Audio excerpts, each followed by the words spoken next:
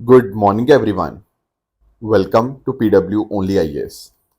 दोस्तों, एक तरफ ईरान और यूएसए के बीच में बातचीत चल रही थी कि कैसे अब वापस से चीज़ें स्टेबल करी जाएं। बट इसी बीच क्या हुआ कि इसराइल के द्वारा लेबनान की बॉम्बिंग कर दी गई। अब लेबनान में बमबारी हुई, तो इस वजह से ईरान ने बोला कि अब हम यूएसए से बात नहीं करेंगे। क्यों? क्योंकि देखो, जो भी बातचीत चल रही थी सीज फायर के रिगार्डिंग, उसमें लेबनान के ऊपर भी कोई अटैक नहीं होना चाहिए। हर एक जगह के ऊपर यहाँ पर जो अटैक्स है वो रुक जाने चाहिए। इसके रिगार्डिंग नेगोशिएशन चल रही थी। पर क्योंकि इसराइल ने लेबनान के ऊपर बॉम्बिंग कर दी है, तो ऐसा ईरान ने बोला है कि अब कोई पॉइंट नहीं है यूएसए के साथ बातचीत करने का।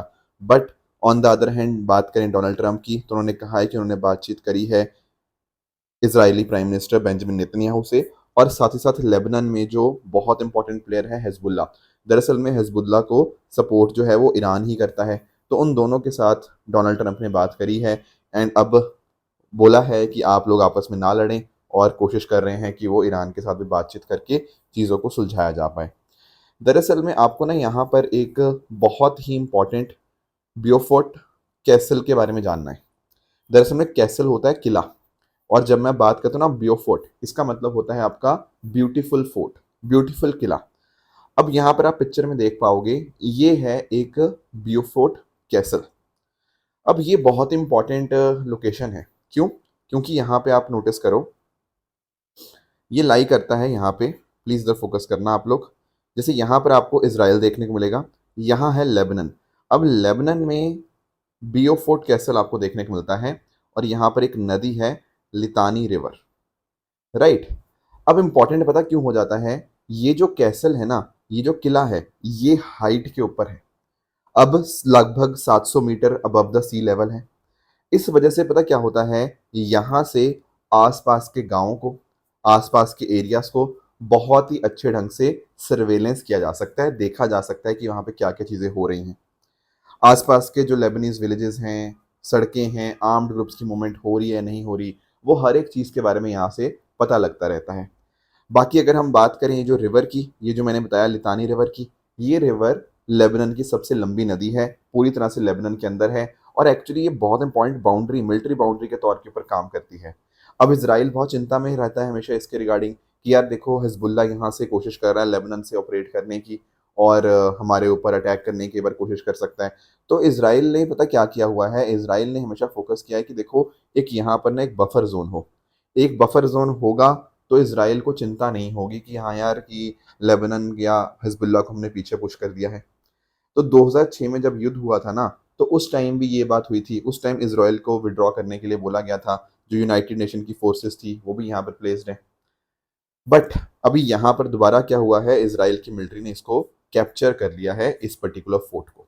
ठीक है, तो थोड़ी सी बातें इस फोर्ट के बारे में जानेंगे। और एक्चुअली ना फोर्ट ये दरअसल में स्ट्रेटेजिकली ज़्यादा इंपॉर्टेंट है, क्योंकि आसपास के एरियाज को ऑब्जर्व करने के लिए हाई ग्राउंड होना बहुत इंपॉर्टेंट है। अगर आपको इंटेलिजेंस गैदर करनी है, अपने मिलिट्री ऑपरेशंस रन करने हैं, तो वहाँ पर ये किले जो होते हैं ना, बहुत इंपॉर्टेंट रोल प्ले करते हैं। तो इस तरह से जैसे ही इसराइल ने इस स्ट्रेटजिक पोजीशन को कैप्चर किया है, तो थोड़ा सा यहाँ पर एक शिफ्ट हमें यहाँ पे देखने को मिल रहा है इस पर्टिकुलर एरिया के अंदर। तो थोड़ा सा इसके बारे में जानते हैं। इस कैसल को अरेबिक के अंदर कलात अल शकीफ के नाम से भी जाना जाता है। ये लगभग 900 साल पुराना आपका मेडिवल फोर्ट्रेस है, जो कि सदर्न लेबनान के अंदर यहाँ पे लोकेटेड है। यहाँ पर ना एक आपको टाउन भी देखने को मिलेगा, नेबितिया। ठीक है, यहाँ पर इसके पास में लोकेटेड है। एंड डेफिनेटली बहुत इंपॉर्टेंट स्ट्रेटजिक मिलिट्री व्यू इससे आपको देखने को मिल जाता है। अब यहाँ पर ना इस पर्टिकुलर किले को अलग अलग ने कंट्रोल किया। जैसे सलादिन की आर्मी ने, ममलूक्स के द्वारा, ऑटोमन्स के द्वारा, फ्रेंच मैंडेट अथॉरिटीज़ के द्वारा, और फिर आपका जो पीएलओ है, पैलेस्टीन लिबरेशन ऑर्गेनाइजेशन, इनके द्वारा भी यहाँ पे कंट्रोल किया गया। तो 900 साल पुराना अपने आप में ये किला आपको देखने को मिल जाएगा। तो इसराइल की जो मिलिट्री थी, उन्होंने यहाँ पे इसको 1982 के अंदर इसको कैप्चर किया था, और 2000 तक इनके पास ही था। अब यहाँ पर 31 मई 2026 को वापस इसराइल ने यहाँ पर इसको कैप्चर कर लिया है। यूनेस्को ने इसको प्रोविजनल एनहेंस्ड प्रोटेक्शन यहाँ पे दे रखी है under the 1999 second protocol to the 1954 Hague convention. दरअसल में बात यहाँ पे ये है ना कि देखो, भले ही कुछ कॉन्फ्लिक्ट चल रहे हों, पर उन कॉन्फ्लिक्ट की वजह से इस तरह से जो इंपॉर्टेंट आपकी कल्चरल प्रॉपर्टी होती है, उसको नुकसान नहीं पहुंचना चाहिए। तो यूनेस्को इस बात को इंश्योर यहाँ पे कर रहा है और इसीलिए यहाँ पर इसको ये दर्जा दिया गया है। बाकी लोकेशन पर्सपेक्टिव से चीज़ें तो आप समझ गए होंगे। तो ये नदी आप यहाँ पे ध्यान रखना, लेतानी रिवर, और ये जो कैसल है इसको आप लोग ध्यान में रखिएगा। और वॉर पर्सपेक्टिव से ये डेफिनेटली बहुत ज़्यादा इंपॉर्टेंट बन जाता है। दोस्तों डेट है आज की 2 जून 2026 एंड आप सभी का स्वागत है आज के प्रीलिम बूस्टर न्यूज़ डिस्कशन में। स्टार्ट करते हैं। पहला जो टॉपिक आज हमें डिस्कस करना है वो है इंडियाज 18th रेलवे जोन। अब सबसे पहले तो आप लोग ना इस वर्ड को मतलब समझो कि ये रेलवे जोन होते क्या हैं। देखो भारत में ऑलरेडी ना 17 रेलवे जोन थे, अब नया 18वां रेलवे जोन यहाँ पे बन चुका है। अब होता पता क्या है, हमने अपने देश को अलग अलग रेलवे जोन्स के अंदर यहाँ पे डिवाइड कर रखा है। क्यों? देखो इंडिया का रेलवे नेटवर्क बहुत बड़ा है, बहुत ही बड़ा। अगर हम सारी चीज़ें सेंट्रली कंट्रोल करते हैं ना तो सही ढंग से प्लानिंग नहीं हो पाती। तो इसीलिए हमने क्या किया हुआ है, डिसेंट्रलाइज्ड एडमिनिस्ट्रेशन हमने इंश्योर करी है। डिसेंट्रलाइज मतलब उसको बांटा गया है अलग अलग जोन्स के अंदर। अलग अलग जोन्स में बांटा गया है तो प्लानिंग तेजी से हो पाएगी। राइट, प्लानिंग करेंगे, डिसीजन मेकिंग, कुछ भी फैसले लेने होंगे, एफिशिएंसी बढ़ेगी, ये सारे काम यहाँ पे हो सकते हैं। और एक्चुअली आप नोटिस करो, एक जोन को बहुत सारी चीज़ें देखनी है कि अच्छा ट्रेन कैसे चल रही है, उसके ऑपरेशन सही ढंग से हैं, सेफ्टी इंश्योर्ड है या नहीं है, मेंटेनेंस हो रही है, रेवेन्यू कितना कलेक्ट हो रहा है ना। ये सारी चीज़ें देखनी पड़ेंगी। उसमें नई नई रेल लाइंस लगानी होंगी, कहीं फ्रेट कॉरिडोर आएंगे, लोगों के लिए सही सुविधाएं हैं या नहीं है, कोयला ट्रांसपोर्ट हो रहा है या नहीं हो रहा, बहुत सारी चीज़ें देखनी होती हैं। तो इसीलिए हम क्या करते हैं, अलग अलग एरियाज को जोन्स में हम यहाँ पे डिवाइड कर देते हैं। 17 ऑलरेडी थे, अब यहाँ पर 18th यहाँ पे रेलवे जोन बनाया गया है। इसका नाम क्या है, साउथ कोस्ट रेलवे जोन। अब सवाल आता है ये बनाने की जरूरत क्यों पड़ी। देखो सबसे पहली बात तो ये समझना, यहाँ पर मेजर फोकस हमारा आंध्र प्रदेश के ऊपर है इस पर्टिकुलर जोन के बनाने से। हालांकि थोड़ा बहुत कर्नाटका का हिस्सा, थोड़ा तमिलनाडु का हिस्सा भी है, बट मेन आंध्र प्रदेश का है। क्यों? देखो एक्चुअली पॉइंट पता क्या है, आपको पता होगा 2014 के अंदर आंध्र प्रदेश को बाइफरकेट किया गया था, उसमें तेलंगाना और आंध्र प्रदेश इस तरह से डिवाइड हुए थे। तेलंगाना एक नई स्टेट बनी थी 2014 के अंदर। तो जब भाई ये बाइफरकेशन हुआ था ना आंध्र प्रदेश का, तो उसी टाइम यहाँ पे बात हो गई थी कि एक आंध्र प्रदेश के लिए एक अलग से रेलवे जोन भी यहाँ पे बनाया जाएगा। समझे मेरी बात को? तो वही जो हमारा आंध्र प्रदेश रीऑर्गेनाइजेशन एक्ट था, उसी के अंतर्गत हमने ये बात बोली थी और उसी कमिटमेंट को हम यहाँ पे अब फुलफिल कर रहे हैं। तो इसी का जो फायदा होगा ना वो आंध्र प्रदेश के ऊपर होगा। क्यों? क्योंकि देखो ये जो सदर्न कोस्टल रेलवे जोन है, इसमें 4 अलग अलग रेल डिवीजन होंगी। एक है विशाखापट्टनम, विजयवाड़ा, गुंटकुल, आपका गुंटूर। ये चारों जो डिवीजन्स हैं ये दरअसल में आपकी आंध्र प्रदेश के अंदर ही लाई करती हैं। ठीक है, हालांकि तेलंगाना का भी कुछ हिस्सा है, कर्नाटका का भी है, तमिलनाडु का भी है, बट मेन यहाँ पे आपका आंध्र प्रदेश का ही देखने को मिल जाएगा। तो इस जोन से फायदा यही होगा कि देखो यहाँ पर बहुत सारे पोर्ट्स हैं, बहुत सारी इंडस्ट्रीज हैं, उनको यहाँ पे हम रेलवेज के साथ यहाँ पे कनेक्ट कर पाएंगे। उससे प्रोजेक्ट बहुत तेजी से हमारे एग्जीक्यूट होंगे, इस रीजन का बहुत अच्छे से विकास होगा। तो यही है भारत का 18वां रेलवे जोन। ठीक है ना। तो आप ध्यान में रखिएगा कि अभी के लिए ये जो आपका 18th रेलवे जोन है, ये सिरीपुरम जो कि आंध्र प्रदेश विशाखापट्टनम में ही है, वहाँ से जो डेक बिल्डिंग है वहाँ से ऑपरेट करेगा। इसके परमानेंट हेडक्वार्टर भी आपके आंध्र प्रदेश के अंदर ही होंगे। मुदस्सर लोबा जो आपका, जो प्रधानमंत्री जी ने पिछले साल जिसका फाउंडेशन स्टोन यहाँ पे रखा था। राइट। तो आप नोटिस कर पाओगे कि लगभग 17,000 एम्प्लॉयज़ जो होंगे वो इस रेलवे जोन के अंतर्गत यहाँ पे काम करेंगे। कोशिश यही होगी कि इस तरह से ट्रैक तेजी से तेजी बनाया जाए, अच्छे अच्छे जो इंफ्रास्ट्रक्चर प्रोजेक्ट्स हैं वो यहाँ पे अच्छे से एग्जीक्यूट हों। ठीक है ना। एंड इस तरह से इस जोन को हम यहाँ पे मैनेज करेंगे। राइट। भारत के अंदर जैसे मैंने आपको बताया कि 17 रेलवे जोन ऑलरेडी थे, 18वां ये बन चुका है। एंड आप नोटिस कर पाओगे हर जोन को हेड कौन करता है, हर जोन का एक जनरल मैनेजर होता है जो डायरेक्टली रेलवे बोर्ड पे यहाँ पे रिपोर्ट करता है। फिर रेलवेज जो आती हैं वो यूनियन लिस्ट के अंतर्गत आती हैं। तो कोई भी चीज़ें हों, नया रेलवे जोन बनाना हो, चेंज करना हो, कुछ भी है, वो सेंट्रल गवर्नमेंट के अंतर्गत ही उसकी जिम्मेदारी है, जो कि मिनिस्ट्री ऑफ रेलवेज के माध्यम से एक्ट करता है। ठीक है ना। तो इस तरह से सदर्न कोस्टल रेलवे जोन भी यहाँ पे बनाया गया है। एंड डेफिनेटली इससे एडमिनिस्ट्रेटिव एफिशिएंसी बढ़ेगी एंड आपके अलग अलग फ्रेट कॉरिडोर बनेंगे एंड इस तरह से बेनिफिट हमें यहाँ पे इसका देखने को मिल जाएगा। आगे आएंगे दोस्तों, अगला टॉपिक है हमारा committee to prepare Yamuna action plan. थोड़ा इसको भी अंडरस्टैंड करते हैं। देखो जब हम बात करते हैं ना यमुना नदी की, तो आप सबको यमुना नदी के बारे में पता होगा। यमुना नदी की अगर हम बात करें तो गंगा नदी की ये सबसे बड़ी ट्रिब्यूटरी है। और ये ओरिजिनेट होती है Yamunotri glacier near the Bandarpunch peak. ठीक है, ये पूछा गया ऑलरेडी यूपीएससी में question, in the Uttarkashi district of Uttarakhand. यहाँ पर आप पिक्चर में देख पा रहे होंगे कि उत्तराखंड से यहाँ पे ओरिजिनेट होती होती इस तरह से आपकी जो यमुना नदी जाती है, एंड यहाँ प्रयागराज में जाके यहाँ पे ये गंगा नदी से यहाँ पे मिल जाती है। अब कुछ चीज़ें यहाँ पे आपको क्लियर होनी चाहिए। जैसे पहली चीज़ तो ये है कि इसकी कुछ बहुत इंपॉर्टेंट ट्रिब्यूटरीज हैं, जैसे चंबल इसकी बहुत फेमस ट्रिब्यूटरी है। फिर उसके अलावा अगर मैं बात करूँ, बेतवा, ठीक है, केन, सिंध, और यहाँ पर इनफैक्ट आपकी एक टोंक जो है ना, या टॉन्स, नॉट टोंक, टॉन्स जो रिवर है वो भी यहाँ पे इसकी आपकी ट्रिब्यूटरी देखने को मिल जाती है। तो ये कुछ इसकी फेमस ट्रिब्यूटरीज हैं यमुना की। एंड इसके साथ ही साथ यमुना कौन कौन सी स्टेट से, एक तो उत्तराखंड, हिमाचल प्रदेश, हरियाणा, दिल्ली और यूपी, इन स्टेट से यहाँ पे यमुना फ्लो करती है।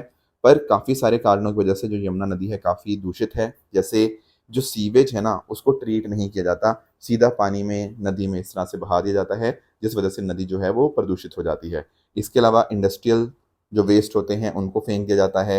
इंडस्ट्रीज़ बहुत सारी इलीगल चल रही हैं, बहुत सारे लोगों ने यहाँ पर आसपास का जो एरिया था यमुना नदी का उसको इंक्रोच कर दिया है इलीगली, उसकी वजह से भी यहाँ पर दिक्कत आती है। बाकी जैसे मैंने आपको बताया गंगा नदी के साथ ये मिलती है इन प्रयागराज एट द त्रिवेणी संगम। अब बहुत टाइम से कोशिश हो रही है कि यमुना नदी को हम यहाँ पे क्लीन करें। अब उस वजह से सुप्रीम कोर्ट ने यहाँ पर एक अलग से कमेटी बना दी है under the union home secretary कि भाई आप देखो कि यमुना एक्शन प्लान हम कैसे बनाएं, एक प्रॉपर प्लान बनाओ अगले 8 हफ्तों के अंदर, ताकि यमुना नदी को यहाँ पे हम क्लीन कर पाएं। तो इसके अंदर हमारे यूनियन होम सेक्रेटरी तो होंगे ही, उसके अलावा जिन जिन स्टेट से यमुना नदी जाती है या यूटी से जाती है वहाँ के चीफ सेक्रेटरीज भी यहाँ पे इसका कमेटी का पार्ट होंगे। अकॉर्डिंगली मिलजुल कर यहाँ पर एक प्लान बनाएंगे। एंड कोशिश यही होगी कि जैसे हमने गंगा के लिए नमामि गंगे प्रोग्राम बनाया था ना, वैसा ही यमुना के लिए एक लंबे समय का हमारे पास एक प्लान हो। उस प्लान के अंदर हर एक चीज़ की बात हो कि क्या स्ट्रेटजी रहेगी, कितना बजट यहाँ पे चाहिए होगा, कब कब तक कौन कौन से काम यहाँ पे हो जाएंगे, जिम्मेदारियाँ किस एजेंसी की कौन सी होंगी, हर एक चीज़ प्रॉपर मॉनिटरिंग कैसे होगी। तो उसके लिए एक सिंगल नोडल अथॉरिटी यहाँ पे बनाई जाएगी, उसी की जिम्मेदारी होगी पूरा यहाँ पे काम को देखने की, राइट। बाकी इसके अलावा सीवेज ट्रीटमेंट प्लांट्स जो हैं उनकी जियो टैगिंग होगी, कहाँ पर उनकी लोकेशन है, कहाँ कहाँ से वेस्टेज यहाँ पे आ रहा है, वो हर एक चीज़ यहाँ पे देखी जाएगी। पानी का क्वालिटी कैसी है उसका डेटा आता रहेगा। जो भी आसपास एरियाज़ में पोल्यूटिंग इंडस्ट्रीज़ हैं उनको हम यहाँ पे आइडेंटिफाई करेंगे, कोशिश करेंगे उनको यहाँ पे हटाया जाए या उनमें चेंजेस लाए जाएँ, ताकि ये क्लीननेस जो है यहाँ पे इसकी मेंटेन रहे। यही यहाँ पे इसका फोकस है। आगे आएंगे दोस्तों, अगला टॉपिक हमारे सामने है रिगार्डिंग खेत बचाओ अभियान। अभी जून का महीना स्टार्ट हुआ है और ये जो जून का महीना होगा ना, ये खेत बचाओ अभियान इसमें हम रन करेंगे पूरे महीना। एक्चुअली क्या है, हमारे एग्रीकल्चर मिनिस्टर ने खेत बचाओ अभियान लॉन्च किया कल रायसन मध्य प्रदेश से। इसमें क्या बात थी, save our fields secure our future. देखो हम अपने खेतों में बहुत ज़्यादा मात्रा में जो केमिकल फर्टिलाइजर्स है इस्तेमाल करते हैं, अब इसका नुकसान हमें ही होता है।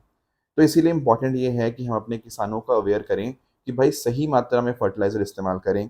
जो फेक फर्टिलाइज़र हैं, फेक सीड्स हैं, पेस्टिसाइड्स हैं, उनको सही ढंग से आप आइडेंटिफाई करो और उनको इस्तेमाल ना करो। तो इसीलिए हम चाहते हैं कि हमारी सॉइल हेल्थ जो है वो मेंटेन रहे, हम सस्टेनेबल एग्रीकल्चर की तरफ यहाँ पे बढ़े। ठीक है, सही ढंग से फर्टिलाइज़र का इस्तेमाल हो और जो साइंटिफिक प्रैक्टिसेस हैं उनको हम फॉलो करें, ना कि रैंडमली कुछ भी केमिकल इनपुट्स हम अपनी खेतों को देते रहे। वो बेनिफिशियल नहीं होता, उल्टा नुकसान होता है। तो इस पूरा महीना जो फार्मर अवेयरनेस यहाँ पे करी जाएगी, इसमें बहुत सारी चीज़ें करी जाएंगी। जैसे for example soil testing. Soil testing से पता लग पाएगा कि यार हमारे मिट्टी के अंदर किन किन चीज़ों की कमी है, कौन से न्यूट्रिएंट्स की कमी है, उनको हम कैसे इंप्रूव करें। जैसे आपका सॉइल हेल्थ कार्ड स्कीम से पूरा डेटा पता लग जाता है कि मिट्टी में क्या चीज़ों की कमी है और कैसे उसको ठीक किया जा सकता है। फिर हमारा फोकस नेचुरल फार्मिंग की तरफ होना चाहिए, केमिकल फर्टिलाइज़र कम से कम करें, ठीक है ना, पेस्टिसाइड्स हो गया, ये सब चीज़ें इनका इस्तेमाल कम होना चाहिए, ठीक है ना। And at the same time green manure, हरी खाद जो होती है, और हम क्लाइमेट रेजिलिएंट एग्रीकल्चर की तरफ बढ़ें। देखो हमें बहुत सारी चीज़ें बदलनी पड़ेंगी, हमें किस तरह के हम सीड्स इस्तेमाल करते हैं, ड्रॉट रेजिस्टेंट वैरायटीज़ हमें यहाँ पे लानी पड़ेंगी, है ना। तो उसके ऊपर यहाँ पे फोकस होना चाहिए अगर हमें आने वाले टाइम के अंदर अपने एग्रीकल्चर को प्रोडक्टिव और बनाना है। तो किसानों की अवेयरनेस यहाँ पे करी जाएगी और आपके जो कृषि विज्ञान केंद्र हैं, ठीक है, अलग अलग जो आपकी सपोर्ट सर्विसेज दी जाती है ना कृषि विज्ञान केंद्र के द्वारा, किसानों को अवेयरनेस, इंफॉर्मेशन, एजुकेशन, ट्रेनिंग दी जाती है कृषि विज्ञान केंद्र के द्वारा, तो उन्हीं के माध्यम से हम इसको इम्प्लीमेंट करेंगे। बाकी आपके जो Indian council of agriculture research के इंस्टीट्यूशंस हैं वो यहाँ पे हेल्प करेंगे। आपकी एग्रीकल्चर यूनिवर्सिटीज़ होती हैं, जैसे आपका पंजाब एग्रीकल्चर यूनिवर्सिटी है ना, ऐसे बहुत सारी देश भर में एग्रीकल्चर यूनिवर्सिटीज़ हैं, स्टेट एग्रीकल्चर डिपार्टमेंट्स हैं। उनकी यही जिम्मेदारी रहेगी कि आप खेत बचाओ अभियान के अंदर पार्टिसिपेट करें और हमारे किसानों को अवेयर करवाएं इन सब चीज़ों के regarding. So that is the entire focus of खेत बचाओ अभियान। नेक्स्ट आएंगे दोस्तों आगे बांग्लादेश पद्मा बैराज। सबसे पहले तो मैं थोड़ा सा आपको समझाना चाहूँगा यहाँ पे लोकेशन के पर्सपेक्टिव से। देखो, आप सबको पता होगा फरक्का बैराज के बारे में, आप सब लोगों ने ज्योग्राफी के अंदर पढ़ा होगा। फरक्का बैराज दरअसल में गंगा नदी के ऊपर है और इसको बनाया इसलिए गया था क्योंकि देखो यहाँ पर एक हुगली नदी आपको देखने को मिलती है और यहीं पर आपको कोलकाता पोर्ट भी देखने को मिलता है। तो फरक्का बैराज बनाया गया था कि गंगा से हम पानी को यहाँ पे डाइवर्ट कर पाएँ कुछ हद तक, आपका हुगली नदी के अंदर जो कोलकाता पोर्ट की नेविगेबिलिटी है उसको हम यहाँ पे इम्प्रूव कर पाएँ। तो इस तरह से हमारे देश में भी अलग अलग आपको बैराज आपको देखने को मिल जाते हैं। अब यहीं पर है पद्मा नदी। ये दरअसल में गंगा नदी जब बांग्लादेश में एंटर कर जाती है तो पद्मा नाम से हम उसको जानते हैं। अब हुआ पता क्या है कि बांग्लादेश ना दरअसल में पद्मा बैराज कंस्ट्रक्ट कर रहा है in the Rajbari district on the Padma river. ठीक है, वहां बांग्लादेश के अंदर वो खुद अपना एक बैराज बना रहे हैं। अब पॉइंट आ रहा है क्यों बना रहे हैं। देखो, यहाँ पर बांग्लादेश का ऐसा मानना है कि ड्राई सीजन के समय के ऊपर वहाँ बहुत ज़्यादा पानी की कमी हो जाती है, सैलिनिटी वहाँ पे बहुत ज़्यादा बढ़ जाती है, इरिगेशन के लिए दिक्कत आती है। तो उन सब चीज़ों को ठीक करने के लिए बांग्लादेश यहाँ पे पद्मा बैराज यहाँ पे बना रहा है। अब इसका फ़ायदा क्या होगा इस बैराज के बनाने से। एक तो देखो, उनको ऐसा लगता है कि वाटर सिक्योरिटी बेहतर हो पाएगी लगभग बांग्लादेश के 37% हिस्से में। उसके अलावा अगर मैं बात करूँ यहाँ पे जो एग्रीकल्चर है, ठीक है, उसको सपोर्ट मिल पाएगी लगभग 2.88 मिलियन हेक्टेयर फार्मलैंड को।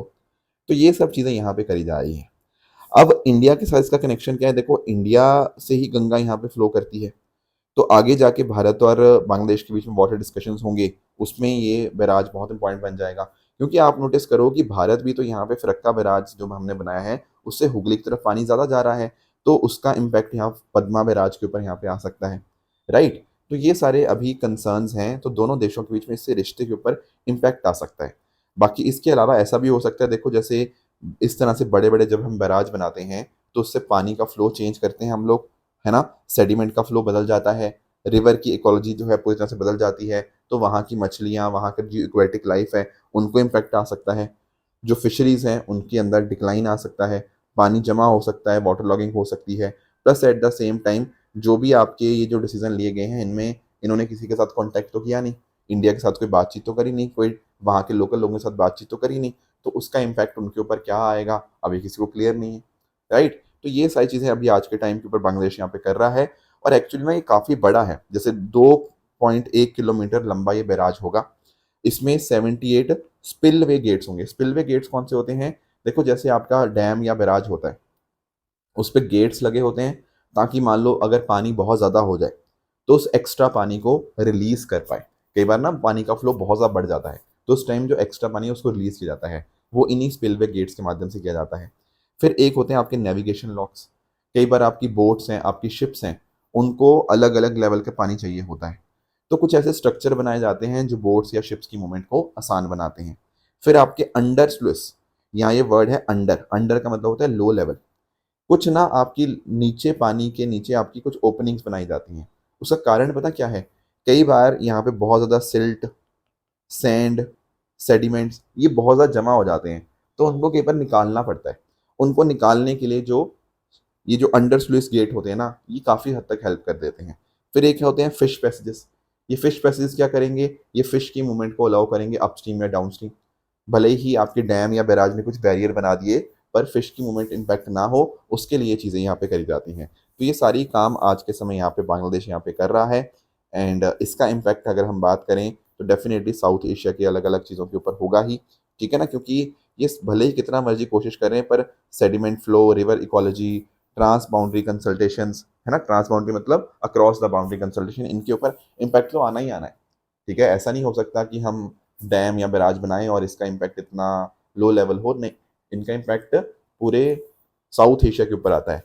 इनफैक्ट अगर हम बात करें, एक इंटरेस्टिंग बात पता क्या है, यूरोप और नॉर्थ अमेरिका के अंदर आज के टाइम पता क्या हो रहा है, वो लोग पता क्या कर रहे हैं, पुराने पुराने डैम खत्म कर रहे हैं, उनको हटा रहे हैं यहाँ पे। क्यों? क्योंकि देखो वहां पर बात हो रही है नेचुरल इकोसिस्टम की, भाई जैसा पानी फ्लो करता है उसका फ्लो करने दिया जाए। वो डैम्स कम बना रहे हैं और पुराने डैम्स को यहाँ पे खत्म कर रहे हैं। पर साउथ एशिया के अंदर क्या हो रहा है, साउथ एशिया के अंदर हम बोल रहे हैं कि नहीं नहीं नए नए डैम बनाओ। हम नेचर के अगेंस्ट जा रहे हैं और यूरोप और नॉर्थ अमेरिका के अंदर वो नेचर के फेवर में जा रहे हैं। तो ये सारी चीज़ें आज के समय देखने को मिल रही हैं कि कितना बड़ा इम्पैक्ट यहाँ पे इस चीज़ का होता है, वो आने वाले टाइम में पता लगेगा। बट इसकी लोकेशन एंड डेफिनेटली इसका क्या क्या इम्पैक्ट होगा, आई होप आपको ये बातें यहाँ पे क्लियर हुई होंगी। अब रही बात यहाँ पे ट्रू एंड फॉल्स स्टेटमेंट की, यहाँ आपके सामने कुछ स्टेटमेंट्स हैं, इनको आप पढ़िएगा, बताइएगा इनमें से कौन सा सही है कौन सा गलत है। एंड जो कल मैंने आपको होमवर्क दिया था, एक था आपका ऑपरेशन अंतिम प्रहार। अंतिम प्रहार मैंने आपको बताया है किस तरह से गढ़चिरौली महाराष्ट्र के अंदर लेफ्ट विंग एक्सट्रीमिज्म को खत्म करने के लिए महाराष्ट्र पुलिस ने ये आपका ऑपरेशन स्टार्ट किया था और बहुत ही सक्सेसफुल रहा। So yes that is a correct statement. फिर बात रही लॉजिस्टिक पोर्ट परफॉर्मेंस इंडेक्स की, तो ये जो इंडेक्स है ना, ये ministry of port shipping and waterway के द्वारा यहाँ पर रिलीज किया जाता है, इसलिए सेकंड स्टेटमेंट अपने आप में इनकरेक्ट हो जाएगा। रही बात इंटरनेशनल सिक्योरिटी फोरम की, तो बिल्कुल इसको 2016 के अंदर इस्टेब्लिश किया गया था, so that is also a correct statement. तो ये कुछ मुद्दे थे जो आज हमें डिस्कस करने थे। इसी तरह से दोस्तों आप सब लोग अपने एंड पे हार्ड वर्क करते रहिए।